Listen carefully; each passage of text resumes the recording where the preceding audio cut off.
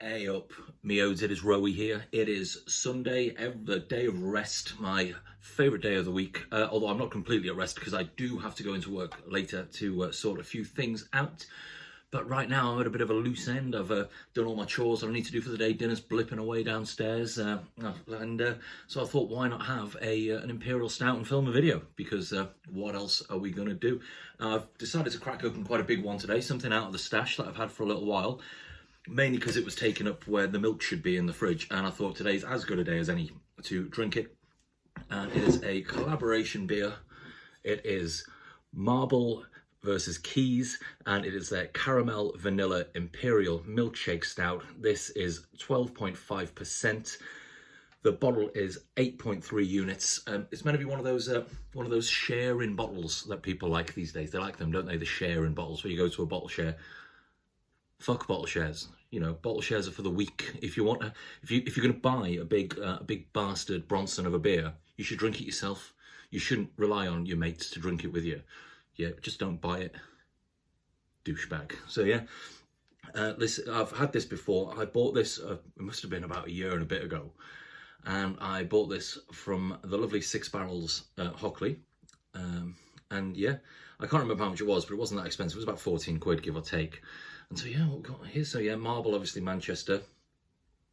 Kees, they do one of my favourite beers that is sort of like, they always do different variations of it. That is the Caramel Fudge Stout, and they always do different versions. They age it in sort of like tequila barrels. They age it in different bourbon barrels. I think I've got a cognac barrel aged somewhere. I think I've seen it in Calvados barrels.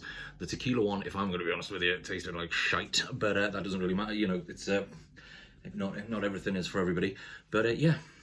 And so what it says on the bottle, so a rich and velveteen stout brewed with ice cream cones to give a sumptuous milkshake-like body, holding an upfront hit of vanilla that gives way to dances of molasses and muscovado, followed by echoes of chocolate and licorice, all held perfectly in balance with a warm and comforting toffee and caramel booziness. And that sounds delicious. So like I said, I have had this before.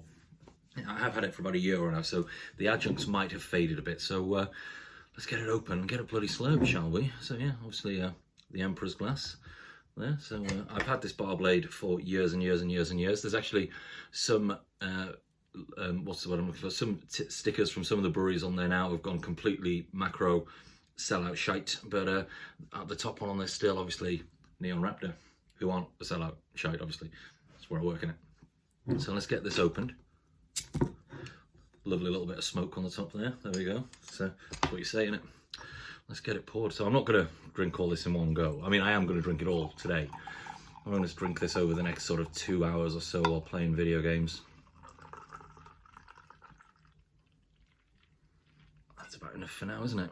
So yeah, lovely sort of tan head on there with the Emperor. Look at him, evil bastard. So yeah, lovely tan head on there. Lovely sort of really sort of dark colour. Not too good at this part, am I? So yeah. I mean, let's get a little. What does it say?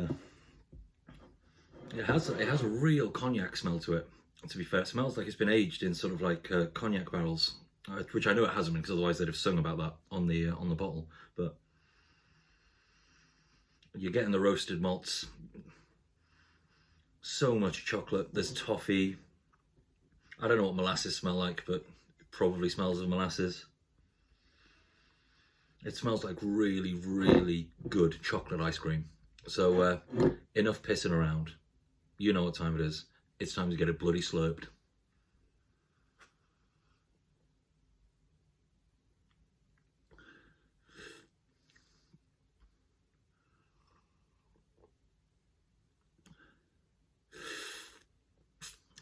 I'll tell you what, the time in the fridge has done no damage to that whatsoever. So much toffee, caramel, chocolate, ice cream. That is outstanding. Yeah, well, it says milkshake on there. It's like drinking a really, really delicious chocolate milkshake. I don't know if this contains lactose. Ice cream cone, sweet soya. It contains milk, obviously, from the toffee sauce. What milk? But yeah, so it's not suitable for vegans, but that is it is suitable for vegetarians, but it's not suitable for vegans. That is so good. There's a little bit of booze right at the very end, so you know that it's not just a chocolate milkshake you're drinking. Oh my days, that is absolutely fantastic.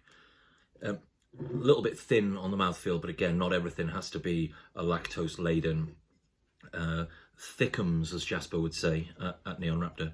So not everything has to be that, but that is absolutely wonderful. It's reminds me of everything that I love about Kees.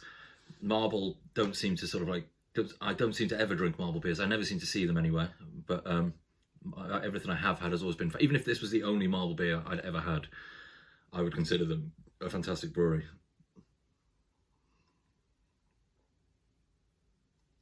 Yeah, that is marvellous and sums up exactly why big bottles aren't made for sharing. They're made for drinking alone in your bedroom with your plant and a picture of a cat. So yeah, so there. So yeah, well, thank you very much indeed for watching. If you have enjoyed the video, as always, a like and a subscribe go a long, long way. If you want to leave a comment as to why you think big bottles should be shared, I will tell you why you are wrong. And yeah, as always, yeah, thank you very much indeed for watching. So yeah, take care of yourself. See you in a bit. Later. Bye.